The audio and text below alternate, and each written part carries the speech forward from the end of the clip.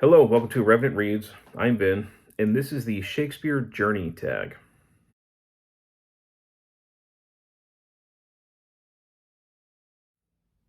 So this tag was created for Shaktember, a yearly event in which people in September read Shakespeare.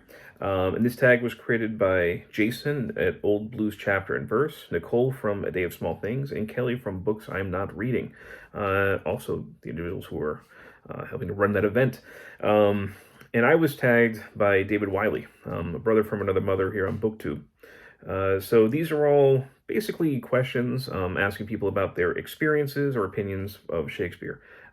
So let us be. Oh, I should say that I really wanted to participate in Shakespeare this year. My plan was to read because I've wanted to do it for the last couple of years now. I just haven't gotten to it. Was to reread King Lear, which I haven't read in many years, but I loved when I read it. Really, actually, as a high schooler. But Sumerian September happened. Michael K. Vaughan began that, basically to read Robert E. Howard Conan stories, and I still had to get to that third volume of Conan, so I did that instead of read Shakespeare, but I will get back to Shakespeare. I definitely want to. So, anyhow, continuing on with these. Number one, what was your first experience reading Shakespeare, and what was it like? My first experience was the eighth grade, where we read A Midsummer Night's Dream. And I would say that it was actually very positive. I think we were all in trepidation when we heard that we were going to be reading Shakespeare. We knew how hard it was by reputation. And I guess the thing that I found to my delight was that I was able to understand a lot of it. We of course had the was it the Folger Library editions that have the definitions on one page and the text on the other. And of course, with that help, I was able to understand huge amounts of it. And it made me realize that Shakespeare was accessible.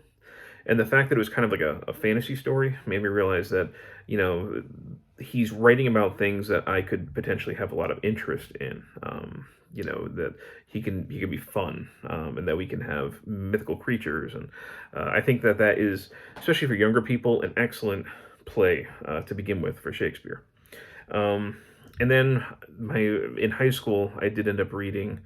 I'll get to the other high school stuff later, but at least in, I think maybe was it sophomore year? I don't remember exactly which year it was. Junior? No, I mean freshman or sophomore. But read Romeo and Juliet in an English class. So, and once again, being able to understand a lot of it and enjoying the story and the turns of phrase and the language, that reaffirmed for me that I really liked Shakespeare. Number two, has the reading of a Shakespeare play ever brought you to tears? What scene was it, and where were you when it happened? These are not the kind of questions I could ever really relate to. Honestly, I have to say, I've never really cried from things that I've read, and certainly not Shakespeare. It's fine if you're somebody who does that, but it's not ever been close to an experience of mine. Three, are there any people that have played a significant role in your Shakespeare journey? Yes, this is where I'm going to get back to the my experience in high school. So, like I said, it was either freshman or sophomore year I read Romeo and Juliet, but then in my senior year, there was offered a Shakespeare course, and it was with Mr. Olson, and I knew at that point that I was interested in Shakespeare, and so I joined that class, and had a friend in there who was also basically in the same boat as me, interested in Shakespeare genuinely. I think most of the people who joined that class were genuinely interested, but I guess just in case there weren't people, Mr. Olson had an interesting policy that he explained on the first day. Essentially, he told us we weren't going to be writing any essays, we weren't going to have any tests in that class. All we were going to do, we were going to read Shakespeare plays aloud, and we were going to discuss them, and we were going to watch adaptations afterwards, after we'd finish a play. And that's it. He said, if you want an A in class, don't hinder us from doing that. Don't be loud, don't be obnoxious. He's like, just let us do what we're going to be doing, and you'll walk out of here with an A. And I mean, that was nice news to hear when you're a senior, and you've got a lot of other things on your mind. But maybe if there were people inside that room, they basically just stayed quiet. He didn't even require that you read along. Basically he's just like, don't Don't mess up us. Don't mess us up if we are if we're the ones reading aloud. But I did some of the reading aloud. I mostly did a lot of the listening.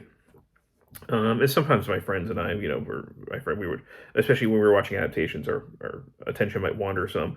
But for the most part, we were pretty interested in the material, and we got through a lot of plays. I mean, it doesn't take that long to read a play. So if you've got 45 minutes, to in consecutive days just to read, you can get through easily a play a week, and still have some time for adaptations and discussion. So I know some of the ones we got through. We read Hamlet that year. It wasn't even a year; it was a semester. Hamlet, Macbeth, King Lear, Othello, Much Ado About Nothing, Henry V. I think Henry IV Part One at least we did. We did Julius Caesar. Those are just the ones that I can remember because I remember seeing the adaptations and everything like that during the class.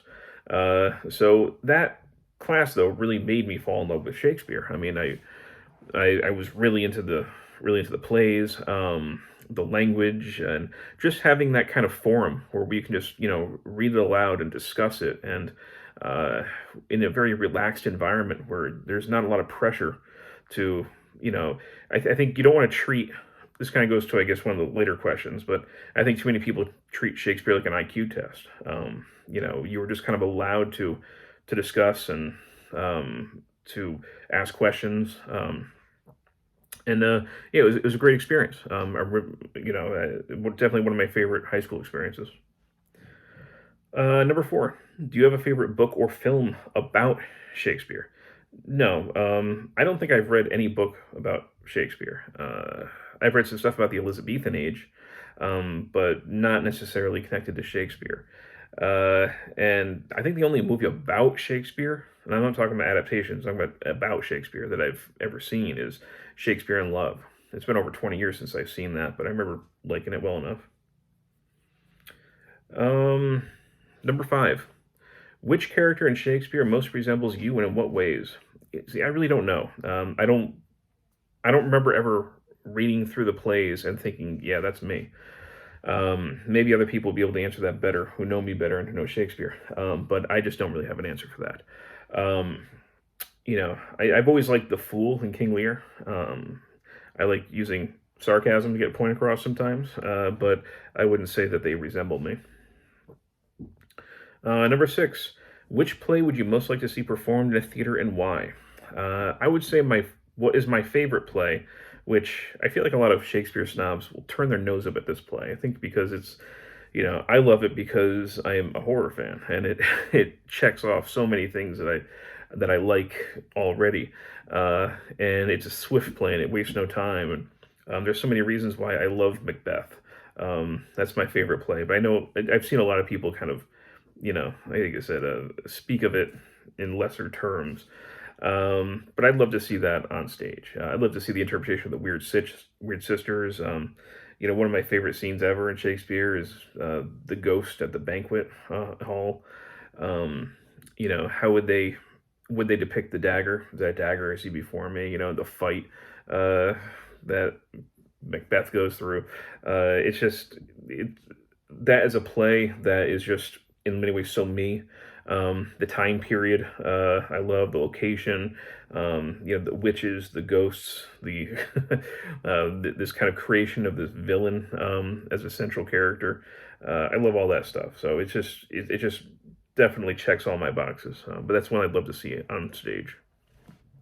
I have seen other Shakespeare plays on stage, but they've always been comedies. And I'm just not big on Shakespeare's comedies. It's not that I dislike them. I'm just they're when it comes to the tragedies, the histories, and the comedies are definitely in third place for me. But I'd like to see some of the other stuff on stage. Number seven, what actor throughout history would you most like to have seen play Hamlet while in his prime? Uh, I wasn't sure which people I could think of this. I was thinking Daniel Day-Lewis. He's so versatile, and it might be really interesting to see him do like plotting revenge. It would have been kind of cool to see Daniel Day-Lewis do that. Now, not necessarily as Hamlet, but I would love to see another actor who have done Shakespeare, and that would be Vincent Price, who can ham it up with the best of them, but he can make the worst dialogue sometimes sound palatable. um, there's some doozies that he's had to say in his career, but it always sounds good when he says it. I'd like to see what Vincent Price could have done with some Shakespeare. Number 8, deliver your favorite speech or soliloquy from a Shakespeare play. Kind of like David Wiley did in his video. I'm going to save that one for after question 11. 9, do any of Shakespeare's plays intimidate you? If yes, what play and why? I can't say they intimidate me. I would say, like I said, the comedies, I just don't have a huge interest in as much. So it would, I guess, my attention might be compromised if I'm reading those things. And in that way, they would kind of intimidate me. I wouldn't get through them nearly as quickly. But I'm not sure if any of them are really intimidating me. But again, maybe if I read Shakespeare more often, I would find things that I would find intimidating. Number 10, what tips would you give to intimidated readers coming to Shakespeare for the first time? Like I said before, you don't treat Shakespeare as an IQ test. It's not going to be a measure of how intelligent you are by how much you understand Shakespeare. Don't be afraid of watching adaptations. Especially faithful ones, so you can really hear the language. But Shakespeare was never meant to be read; he was meant to be seen. So, reading Shakespeare is one of the hardest ways to actually come to him. So, if you are going to read him, I would say make sure you get editions that have explanatory text. Don't go for a cheap edition. Go for something that actually gives you maybe some, definitely definitions, explanatory notes. My favorite, although it's not the cheapest, my favorite series tends to be the Arden Shakespeare. They have really good introductory essays and the plays themselves. We've got footnotes down here, which is more detailed. I think the Folger library editions are they're cheaper and they're more accessible maybe to a brand new reader of Shakespeare, but definitely get something that explains the language. You're hundreds of years removed. Even things that you might think that you are getting from Shakespeare that you understand, you might not. Like wherefore. Wherefore doesn't mean where, it means why. You can easily mess up what Juliet is saying if you don't quite understand the way that Shakespeare is using the words. Watch adaptations, get a good text that explains things. Don't be afraid to ask for help or questions, and don't feel foolish if you're not quite getting it right away. But I do think that Shakespeare is one of those things that you'll be patient with yourself. Might not understand every word, maybe not every line at first, but it does get easier. You do get better at it. It is like building a skill. But stick with it. That's the other thing I would say. Number 11. Which is your favorite Shakespeare play and why? And I've already kind of touched on this. I love Macbeth. It's early Middle Ages Scotland. It's a time period that I love, a location that I'm interested in. It's got the witches, it's got ghosts, it's got this wonderful descent into megalomaniacal madness in the character of Macbeth. It's like a tightly paced play that really doesn't waste any time. I think it's Shakespeare's shortest play, which is not a bad thing. I'd rather take a short, violent play than a long comedy where the humor maybe hasn't quite aged as well. It also has some of my favorite lines from Shakespeare, so I'm not going to deliver this line. I will read it aloud, though, and it's not obscure, but I like this. It's so again from Macbeth. Tomorrow and tomorrow and tomorrow creeps in this petty pace from day to day, to the last syllable of recorded time. And all our yesterdays have lighted fools the way to dusty death. Out, out, brief candle. Life's but a walking shadow, a poor player that struts and frets his hour upon the stage, and then is heard no more. It is a tale told by an idiot, full of sound and fury, signifying nothing. For me, never has nihilism sounded so seductive. I love that. So the last part is to tag other booktubers, but honestly, I haven't had nearly as much time to watch booktube as I would like. I don't know who's done this. And the person I definitely would have tagged would have been David Wiley, and he's already done it and tagged me. So Also, Shakespeare September or Shaktember is already passed, and I'm always late with these sorts of things. I never do them on time. So people have already done them, or they were not intending to do it in the first place. So if you've seen this and you haven't done it, consider yourself tagged. If you can relate to any of my answers or have any insight of your own journey to Shakespeare, I'd love to hear about it in the comments. So once again, thanks to Jason, Kelly, and Nicole for creating this, and thanks to David for tagging me. And as always, thank you, BookTube.